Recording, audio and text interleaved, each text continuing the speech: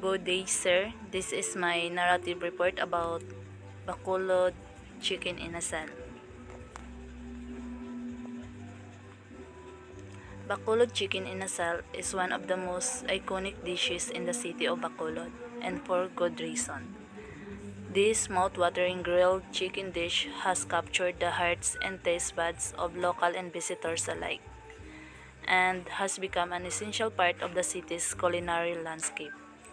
If you're planning a trip Bacolod, you simply can't live without trying this delicious dish. Today, Bacolod chicken inasal is a beloved staple of Bacolod cuisine and is enjoyed by people of all age and backgrounds. Bacolod chicken inasal is a grilled chicken dish that famous for its juicy, flavorful meat and signature yellow-orange color. The dish is made by marinating chicken pieces and a mixture of coconut vinegar, lemongrass, a little bit of sugar, salt, a chwiti. It also has a lot of ginger and lots of garlic. The result is a succulent and flavorful chicken that packed with bold and tangy flavors. SWOT analysis about the company with detailed explanation. Strength: their food is freshly cooked or sizzling when served. They offer affordable meals. They offer an unlimited rice deal. And their establishment is accessible and convenient since it is just near in the national highway. Opportunities: in the long run, they can rent the other available spaces in the Lights building when they expand their business. They can make a video advertisement to attract more customers. They can create more accounts or pages in various social media sites. They can incorporate more food to their menu. And weakness: it is new in the food servicing industry. Their establishment space is limited.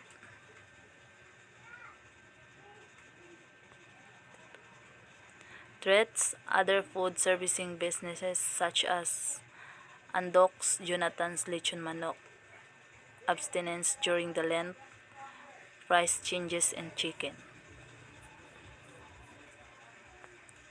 Industry analysis. Bargaining power of suppliers. The bargaining power of suppliers is moderate as the restaurant relies on specific ingredients, but there are alternative suppliers available.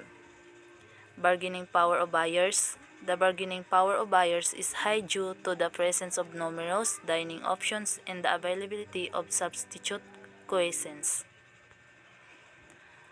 Threats of substitutes. The threat of substitute is moderate as consumers have various dining options, but the unique flavor and experience provided by Bacolod chicken inasals differentiate it from many competitors. Competitive rivalry. The competitive rivalry is high due to the presence of local and international food chains offering similar grilled chicken dishes. Macro environment analysis. Pistel of the Philippines. First is political factors. Stable political environment, government regulation affecting the food industry, tax policies, and labor laws. Economic growth, consumer spending patterns, inflation rates, exchange rates, and income levels. Socio-cultural factors, food culture and preferences, dining habits, population, demographics, and social trends. Technological factors, factors, technological advancement impacting operations, online ordering and delivery platforms, and potential for implementing automation and processes.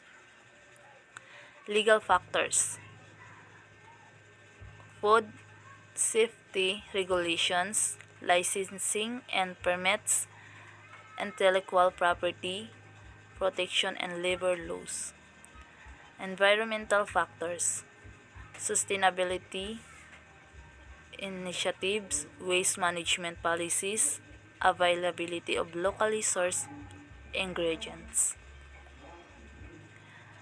What can you suggest the company do?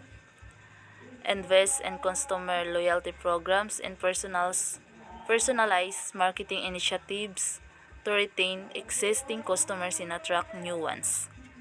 Second, implement regular training programs for staff to maintain consistent test and service quality across all locations. And third, enhance the online presence through an intuitive website, mobile app, and active social media engagement to attract a larger customer base and facilitate online ordering and delivering services. What technological advancement and investment do you think the management should make the company more competitive? First, streamlining operation. A robust POS system integrates various functions such as sales, inventory management, and customer relationship management or CRM. It's it automates processes, eliminates manual errors, and improves overall operational efficiency. By investing a well-designed and user-friendly POS system, businesses can simplify tasks like checkout, order processing, and employee management. Second, inventory management.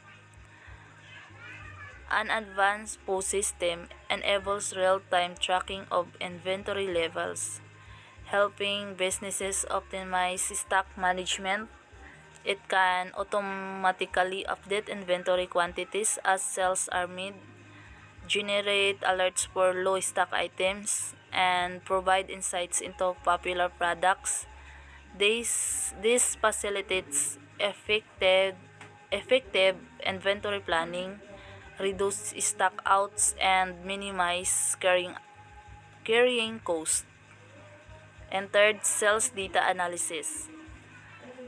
A robust POS system collects and stores valuable sales data such as product performance, customer preference, and sales trends. By investing in data analytics tools or integrating the POS system with analytic software, businesses can gain actionable insights. These insights can inform decision making.